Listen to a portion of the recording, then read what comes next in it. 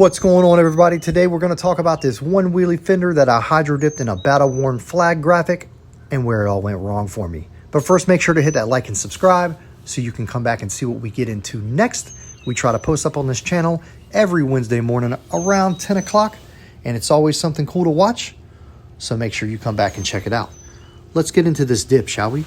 The first thing I needed to do was select a roll of film graphic that I wanted to use, and once I did that, I needed to roll it out and select the size of film I needed to work with. Now, usually you want a size of film that's about twice the size of your item, and that just allows room for error. I didn't have enough film to work with, and that was my first problem. I should have just stopped with this graphic, moved on to another graphic, or waited till I got some more of this flag graphic in, but I thought to myself, you have just enough. You can probably do this. Let's do it. So I fought with my clips for a little bit, and once I got them on, I transferred the film over onto the dip tank, and I let it do its thing. I've got my surface of my water free of debris. My water temperature is about 90 degrees, and my film's going down onto it nice and easy. What I'm trying to do here is avoid any air pockets going under the film, and I'm also trying to avoid getting any water on top of the film. Either one of those things are going to cause a disruption in the bond of my graphic and my item. Now, once the film is on top of the water, it's going to sit roughly between 1 to 2 minutes. It really depends on the film, the water temperature, and the activator you're going to use. It's kind of a science behind all this, but anyway, we're going to let this particular film sit for about 2 minutes.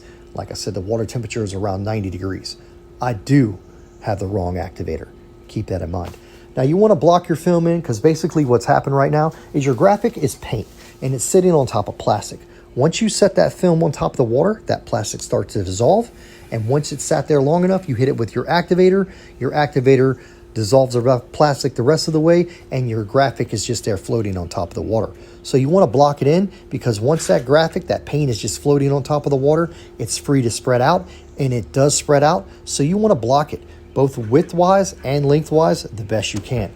You can see that's going to be another error for me. There's way too much space between the stars and my little blockade system there. I should have dropped a piece of tape or something else to stop that spread right there, especially in them tiny little stars, because all that's going to happen there is them tiny little stars are going to turn into fat little stars, or they're just going to disappear.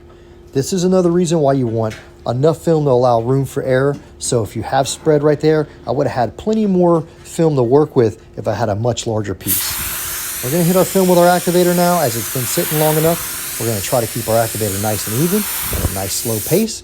And you can see this film glosses over, looks like a mirror reflection, and we can dip our item through. I'm going to use a couple different cameras here at this point so you can see the dip angles from different little locations. Hence another issue I'm having. I'm using one hand trying to hold a phone with another. And if you look in these blue stars right here, look at those bubbles. That's a problem. My film's going to tuck in on itself at the corner where the red stripes meet the blue stars. That's going to create a problem. All in all, I gave this dip probably about a 4 out of a 10. I'm definitely going to take it back down to base and redo it once I order some film. I just had way too many issues that I don't like. Had some fat stars on one side, and once I rinse this thing off, you're going to see that the color faded, which is a result, I'm pretty sure, of me using too harsh, too hot of an activator. And that's just what happens. But this is always practice for me. I'm always learning, and I'm always discovering new things about what I got going on. Now, once this sat, like I said, I rinsed it off, got all the rest of the goo off of it, which is just a remaining like plastics or film that just didn't bond all the way. Got all that rinsed off, and here's what we're left looking like. We've got stretchy fat stars, faded paint, and missing graphics. It's a do-over for me.